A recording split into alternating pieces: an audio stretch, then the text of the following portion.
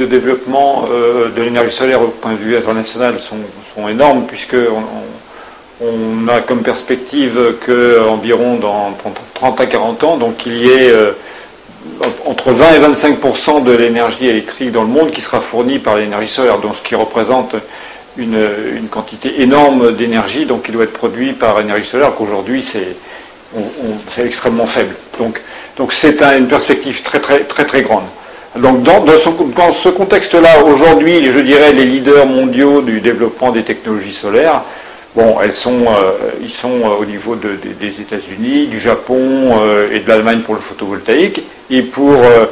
le solaire thermodynamique, puisque c'est un grand domaine qui intéresse aussi le Maroc, eh bien, bon, c'est aujourd'hui également l'Allemagne et l'Espagne en Europe, et les États-Unis qui viennent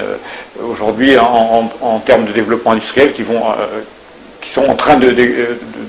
faire des grandes installations donc aux États-Unis. Alors, dans ce contexte-là, je pense que le Maroc a un rôle extrêmement important, non pas peut-être en termes de grande production, mais en termes, au fond, d'imaginer des scénarios basés sur ces contraintes propres. Alors, les contraintes propres du Maroc, c'est quoi? Eh bien, c'est qu'en fait, toute l'énergie quasiment vient de l'extérieur, donc ce n'est pas la même situation que ce grand voisin d'Algérie, puisque l'Algérie a des ressources pétrolières et pas le Maroc. Et ensuite, évidemment, c'est la contrainte de tous les pays du Maghreb qui sont les contraintes, et de l'Afrique en général, au moins du Nord, c'est les contraintes en eau. Et donc, en fait, dans cet ensemble de contraintes, eh bien, le Maroc doit imaginer, et c'est ça, je dirais, le grand